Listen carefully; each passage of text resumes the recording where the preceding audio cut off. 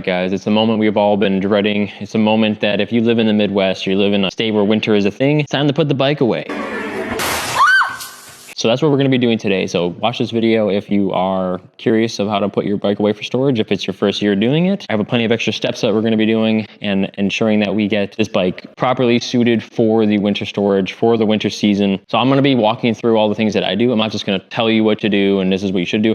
I'm literally going to do it right now, and we're going to walk through the whole thing together. The first thing I'm going to do right now is change the oil. So if you've watched any of my other videos, you know, hey, everybody, you just did your oil change. Yeah, I know, I just did my oil change, but we're gonna do it again. Now, I feel like it's a good idea to get your oil change in before the winter. It's just good to have fresh oil sitting in the actual bike. Obviously, we're gonna let it run for a little bit, but we're gonna do that after we do everything. So this is kind of how we're gonna break this down. All right, so these are the things we're gonna do. First, we're gonna change the oil, which, hey, you already changed your oil. Why are you changing your oil again? I know I just changed my oil, but for the sake of the video and just for the sake of storage purpose, we're going to change the oil again. And then we're gonna go clean the chain, which is something that I think it's a little overdue, but we're going to clean the chain just for storage, get it ready to go. And then we're going to do some stabilizer things with the fuel, make sure everything's good to go in terms of fuel, because it will be sitting. It will not be, my bike will not be starting for at least 4 months. So we're going to need some kind of stabilizer in the fuel tank. And then once all that stuff is done, we're going to detail it. We're going to get some of like the bug smudges off. We're going to get the, just all these smudges, everything. We're just going to do like a really detailed, to the point cleanup of the actual bike. You don't want to leave any like weird bug or residue or any kind of grime on there that can kind of wear at things over time, especially if it's just sitting there for 4 months, then it will definitely accelerate that. And then we're going to talk about storage things like different stands you can use or mats, and then obviously covers for your bike or depending on where you're storing it. And then after all that, you know, just battery tender things, how to maintain your battery, because your battery is going to be really important in all this. I'm going to go through every single thing here. I'm not going to walk through all of it. If you guys want to watch any of those videos, I have a video doing the oil change. I have a video cleaning the bike. I have a video of cleaning the chain, doing the oil, all that. I have videos of that. So if you guys want to check that out, you can go ahead and check them out. For the sake of time and everything and just not boring you and making this like a hour-long video, I'm just gonna kind of do some quick shots here. I'm not gonna do the walk through the entire thing. That's something you're looking for? You got the channel? Yeah, so let's get it started. Woo. All right, guys, the oil change is done. Just completed the oil change. I'm going to take the time now, and this is, I recommend doing it too, especially if you're detailing your bike and getting it ready for the winter, cleaning every little piece that you want. Then this is a good time to get underneath like your parts, like underneath the actual bike. And like this is the front where the actual like tire will come up. You see some dirt right here. Just some extra thing, clean, you know, just cleaning things here. Especially if these are like bug spots. I know it's just a piece of plastic, but it goes a long way when you take care of your stuff. So we're going to clean that up. I'm going to get everything situated with these little pieces here, cleaning a little bit on the inside here. Just detail some things. Anything else is good with the oil change, or we're going to start the chain here in a little bit. All right, just got the chain done. Topped up some fuel. I have some fuel that I saved. It wasn't old fuel. It's not old fuel at all. It's like nice summer fuel. Topped up the tank because for the stable that we're going to be using, so this is what we're going to be using. It's storage for basically anything. Yeah. Anyways, it's basically just keeps the fuel stable. I mean, it's in the word. You sure about that? It helps keeps the fuel at a good level, everything. So ensures quick, easy starts after storage, eliminates the need to drain the gas, and keeps fuel fresh for 2 years. So it's a good one for like if you're storing your whatever, your motorcycle, boat, whatever, you can use this. I know they have different versions of it. Basically pour it in. It says here 1 ounce treats up to 2.5. Right now I am at 90%. So I'm probably around 3.5, maybe 3.3 gallons right now. I'll probably put in about 40 milliliters of it. I'm gonna measure it out here, and then we're gonna pour it into there, and it says here you gotta let it run for 5 minutes. That's what we're gonna do. So here, prevents gum and garnish, safe for all 2-cycle, 4-cycle gasoline engines, recommended additive by OEMs, effective in all gasoline ethanol blends E0 through E85, outperforms competition in keeping fuel fresh, blah, blah, blah. We're basically just gonna do that. It does say here, keep the gas can or the tank 95% full to avoid condensation buildup in the tank during storage, which makes sense. So then we're gonna run the engine for 5 minutes after we add it to treat the entire fuel system. That's when I'm gonna head upstairs, grab some soap and everything, and we're gonna basically just detail the rest of the bike. So we're getting pretty close to wrapping this up. So this I will record because I've never done it before. Right here, it has like a little reservoir you can fill up. So we're not gonna use a lot of it. We're not gonna use too little, but we're also not gonna use too much. That's the point. So we'll get this filled up, and then we're gonna get the bike washed, and then we're gonna be getting ready to store it. We just added some of the stable. So we added about 40 milliliters in there, and everything seems to be running fine. Let it run for 5 minutes. Went upstairs, grab some soap and water here. We're gonna start to detail it. I got this really cool device. I wanna see how this works. It's this thing. So basically the motorcycle will, like the tire, when it's on a stand, like I say it's on the front stand, the rear stand, I can just free spin it. So it'll sit between those two rollers there, and it'll just free spin the wheel, which will allow me to clean the rim without having the rear stand in the way. And then when I do the front rim, I just get the rear stand up and then work it from there. So gonna see how that works. Hopefully it works, just fine. But I'm also gonna take some isopropyl alcohol down parts of the actual exhaust system. Just touch up things. It's nice, very detailed detail, I guess is the best way to say it. All right, guys. So we are just finishing up washing it, cleaning up all the debris. I had like a foam swab that I had here, right there. I use that little foam swab to kind of get into like little pieces or areas, especially in the front where there's like a lot of bugs kind of get stuck up in there. If you have this bike, then you'd understand that a lot of the bugs kind of get stuck up in there. Basically got every little piece. Once this is done, I'm going to rinse it, then I'm going to dry it. And then once it's dried, fully dried, quick little clean. And then once everything is dry, like 100% dry, there's nothing on the tires, there's nothing on the ground. We're going to get her set up for the winter storage, and I'll talk about that as well. If you have it in your garage and you're able to start it up or ride it around like for 5 minutes, because it's not too cold, but it's just enough where you're not riding around, then you won't need the fuel stabilizer, obviously, and you won't even need to tend to your battery. But if it's sitting, then that's a whole different story, and we're going to go over that. So we did everything we needed to do. Got my rims cleaned, cleaned up the exhaust pipes themselves, got the nice detail in there.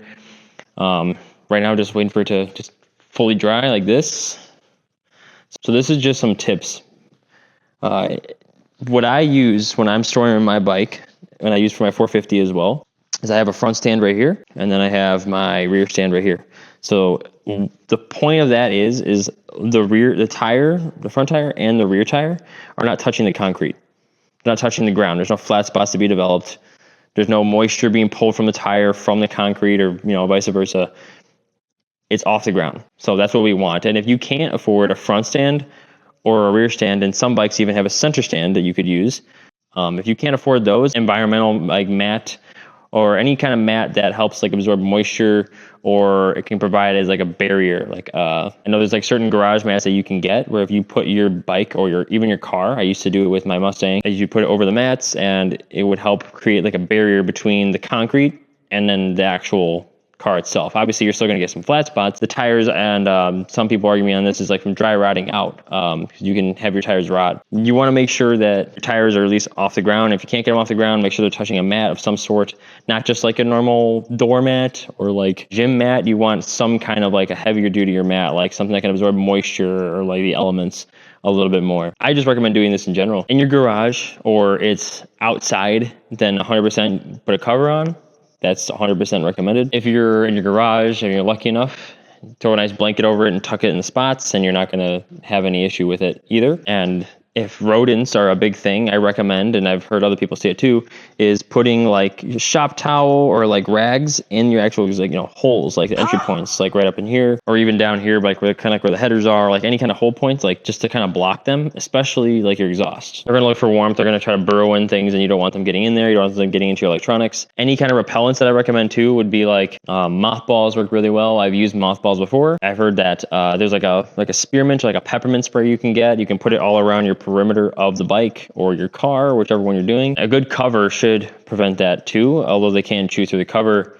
But if you put like a nice like thick rag in there or like a bunch of like shop towel and you leave them in there, it's gonna be hard for them to kind of get to those spots. Put them in like the holes, like put them in like here, and it's like a little gap part right here. I'd put it in the exhaust port, is where I would put it.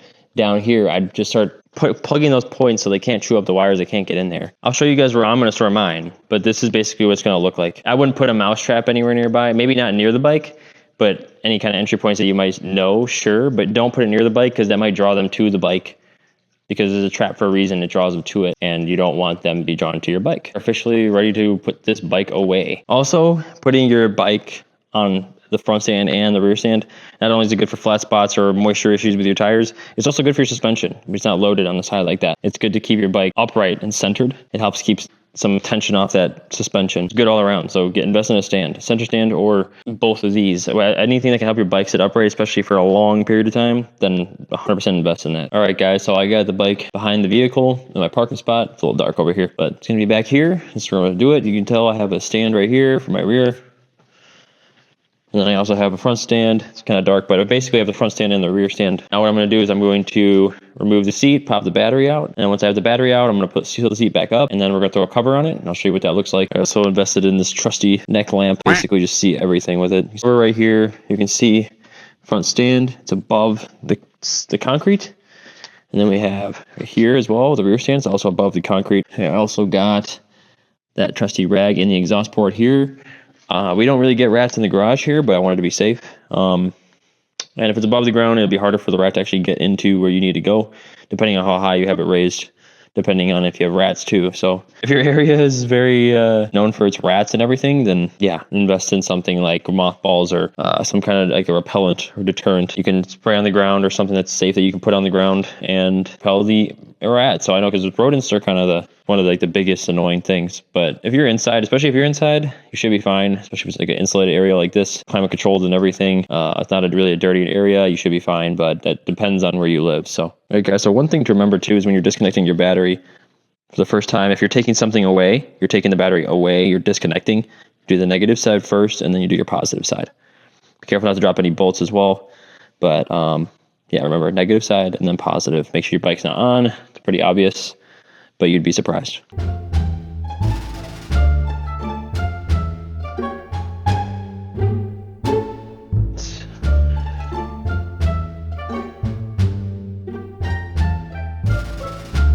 Both terminals are disconnected, positive and negative.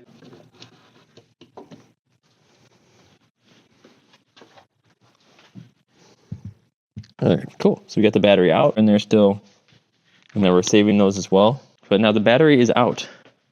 Now the only reason you would need to take the battery out, like me, is if you don't have an outlet in your garage. The alternative is to take the battery and put it inside in your house or your apartment, wherever you're at, and then hook it up to a tender there, or like a trickle charger there. But if you have an outlet, you can just disconnect your battery and then do everything that I'm about to do. I'll show you guys right here. Throw an actual cable in there so it's easy to just throw it on a tender, seat back on, and then we're gonna throw a cover over. All right, so the bike is officially covered up. And Shelby tucked away in the corner here, get the battery over here, and then we're gonna hook this up to a tender, and then we should be good to go. All right, guys, so I already have it connected here. You can see right there, that's my battery. You get the negative terminal connected and the positive terminal connected. So this is the brand I use. You can use the tender brand itself, but I have the Centec Deluxe Battery Maintainer and Float Charger. This is the one you want to use. Gives you plenty of indicators on, you know, what different lights mean, different blinking stuff means, and it works just fine. I used it for my 450, and I'm going to use it now, obviously, for my 675. But you can see that I have it plugged, and it's leading underneath this door here with plenty of clearance, not blocking any connection or flow of electricity. Leading right here, and I have this connection point right here. These are two pieces that plug into each other. One's connected to the tender, and then one's connected up to the actual battery itself. You can use the clamps, but I choose to use the rings. This one came with both, but I'm using the rings just because I like the more secure connection like that. Just my personal preference. And now that we're adding something to the battery, we're going to be adding electricity. You're going to put the positive side on first, and then the negative. And keep in mind, you want to connect these rings on when this is disconnected. These two are going to be disconnected. It's going to be two different components. You're going to connect the rings first. You're going to connect the terminal, positive terminal first, and then you're going to do the negative terminal. And then once both of those are plugged in and you have that device plugged in, then you connect these two pieces together. And then to secure the wire, make sure it's not out, bent, crooked, whatever. I have both of these wires pointed straight back. You can't really see because of low lighting, but I have these pointed straight back. I don't want any bends or weird twists in them, and you should be good to go. And then I recommend keeping it in a nice, safe, secure spot. So I keep mine, or inside of a closet, I should say. You know, because if you have animals or anything, you want to keep it behind there. But again, you don't want it in a spot that it's going to have a bunch of moisture or could pose as like a fire hazard or anything like that. Everything in there is very room temperature. There's no unnecessary moisture anywhere. It's a secure spot. Animals can't get to it if they were in here, or people. You just keep it secure, but it gives you enough to monitor it as well. Because if it starts going red or something, you want to make sure that everything is secure. There could be something wrong with the connection or the actual cable itself. So just something that I monitor throughout the actual winter season. All right, guys, so that's it. That's really the winterization of a motorcycle, or it's the end of 2025. And it's been a fun year. I have more other content coming out, not just going to be about the motorcycle, but other stuff in general. And I will be wrapping this. So I will have to take the cover off eventually and pop the fairings off, but we'll get there when we get there. Feel free to leave a like if you like the video. If you have any questions or any other comments or concerns, put those in the comments, or any questions different. If you have a different scenario, try to help you out as much as I can.